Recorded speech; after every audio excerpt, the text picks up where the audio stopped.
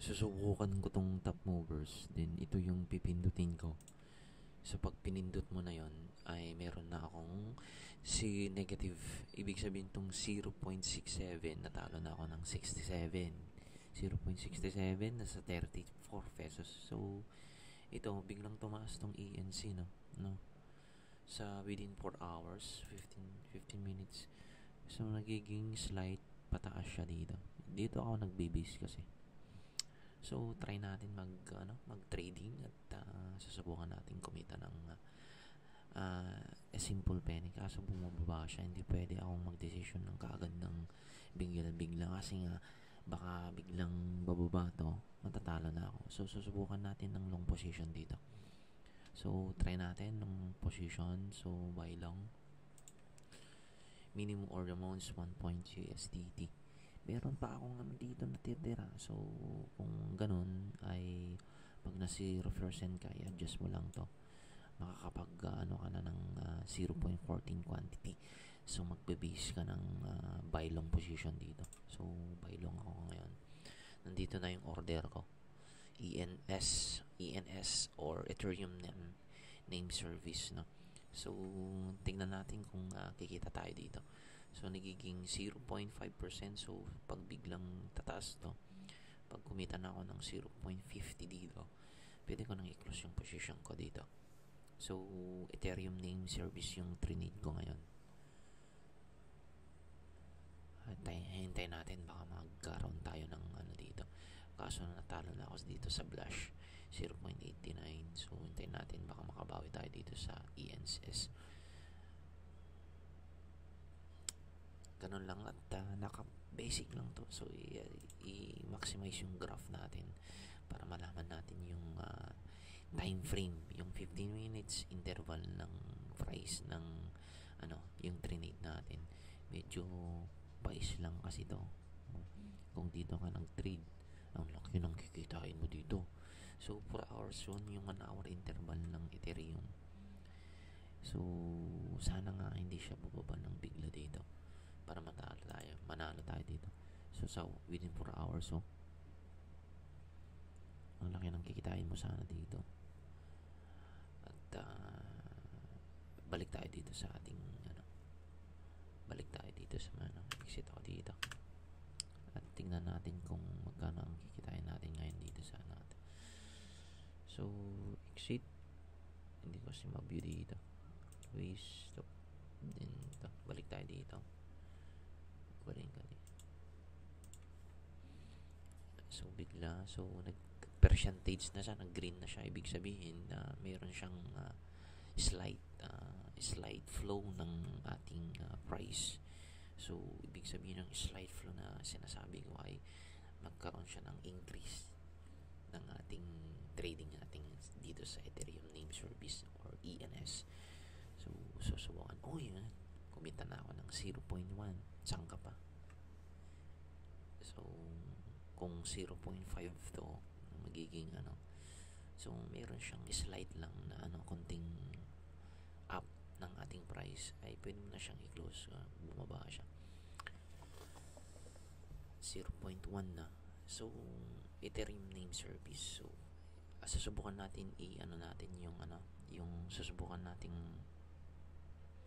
tingnan yung price ng dito.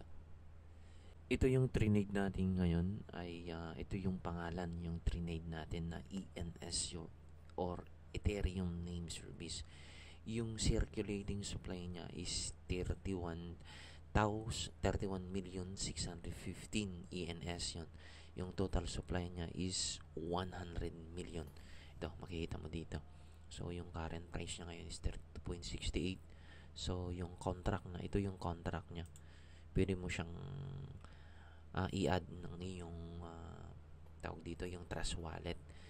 Pag nag-add ka ng contract, ito yung kakopyahin mo tapos ipe-paste mo dun sa inyong Ethereum or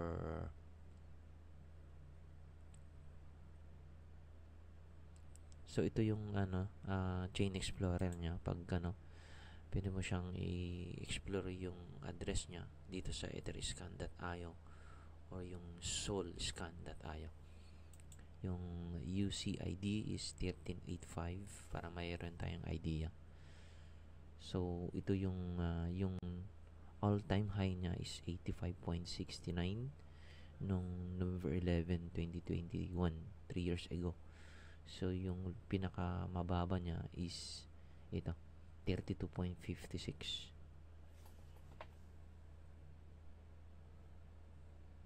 32. So, pero meron tayong idea kung ano yung tinatawag na Ethereum name service. Dahil pataas ng pataas bigla tong Ethereum name service in just 32.12% in just one day. Ito yung changes ng inyong price ng Ethereum name service para mayroon tayong idea. So, paano tayo magsesell ng ating position sa ating ENS or Ethereum name service? So, kung napapansin mo nagkaroon ka ng PNL or nag-increase na yung PNL mo dito, kung mapapansin mo dito nag 1.10% na. So, paano tayo mag-close position? I-click mo lang tong close, then i-double check mo yung asset mo, then subukan natin mag-close ng position sa ating Trinade na Ethereum name service, then close. Then hindi ko pa i-close kasi matatalo na ako dito sa aking second na trading sa Blush. Then punta ka sa asset. Ito yung portfolio ko, 20.85. Yan, makikita mo yung 20.90. Yung history, makikita mo yung position mo or yung trade mo. Nandito na yung trade natin. So, yung kanina nag-long position tayo, then nag-short tayo, or yung pagbenta natin nang nag-close tayo. Nandito yung date at saka yung andito yung field price sa 2.747. Yung quantity niya is 0.14. Then yung value is 4.58. So ito yung lang yung nagbe-base tayo ng profit natin. So 4.53, nagbenta tayo ng 4.58. Ganun lang kasimple. Yung trading ko, yung previous trading ko dito, yung BTC, yung value is 791. Yan ang trinade ko kanina. Kaso biglang tumaas kasi. Ito yung trade ko ngayon na Blush na naka-open position siya sa trade. Yan, nandito. Kaso lang wala na siyang pull up ng niyang price. Then magte-trade tayo ulit mamaya ng iba pang tokens. Punta ka lang dito sa market, sa top movers, then iti-trade ko din tong CRO sa susunod na trade ko. So hindi na ako nag-add ng favorites dito dahil nga